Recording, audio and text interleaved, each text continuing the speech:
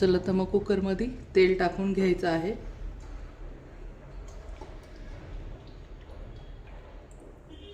त्यानंतर पोटा टाकून घ्यायचा आहे।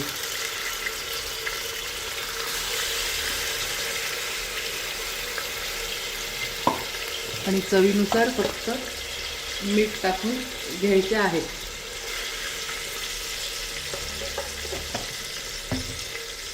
आता यात पाणी टाकून आपण कुकरच्या शिट्ट्या करून घेणार आहोत।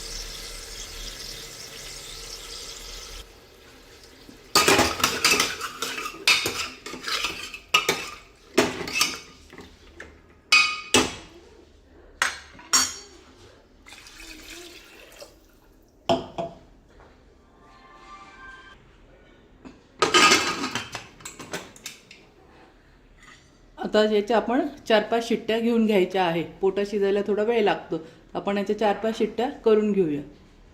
गॅसवर कढई ठेवली आहे, थोडंसं तेल टाकून घेत आहे। तेल आता तापले। आता आपण जो हा ताजा मसाला बनवून ठेवला आहे तो फक्त 1 चमचा मी इथे टाकून घेत आहे। अजून थोडासा टाकून घेते, बाकी काहीच टाकायचं नाही।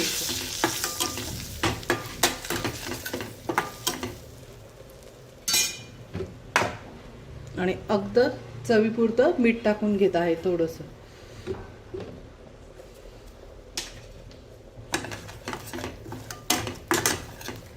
आता आपण जो हा पोटा उकडून ठेवलेला आहे तो टाकून घ्यायचा आहे। बघू शकतात, व्हेज असो नॉन व्हेज असो काहीच वेळ लागत नाही, सर्व याच्यात असल्यामुळे। लसूण सोला किंवा दुसरे मसाले काढा, कांदा काढा, याची काहीच गरज पडत नाही। तेल मीठ टाकलं आणि जे व्हेज नॉन व्हेज करायचे ते टाकलं की झालं।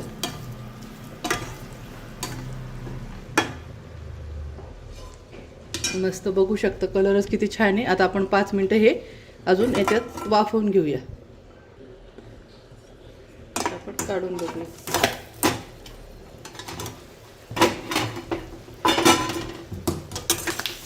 मस्त, आहा, बघितलं मैत्रिणींनो किती सुंदर बनला आहे।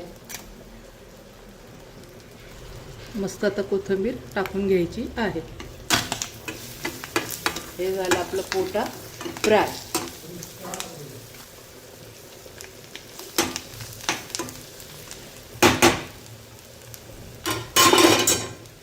गॅस बंद करून घेते।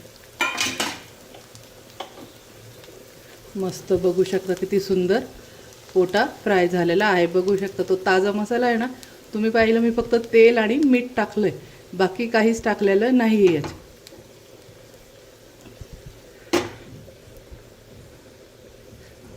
बघू शकता। तर कशी वाटली फ्रेंड माझी रेसिपी?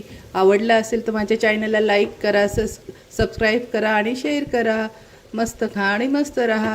आणि ताजा मसाल्याची लिंक मी पुन्हा खाली टाकत आहे, एकदा पुन्हा ज्यांनी नसेल बघितला त्यांनी पाहून घ्यायचं आहे। त्यात chicken, mutton, veg, non veg सगळं होतं। एक मसाल्यात अनेक प्रकारच्या भाज्या होतात।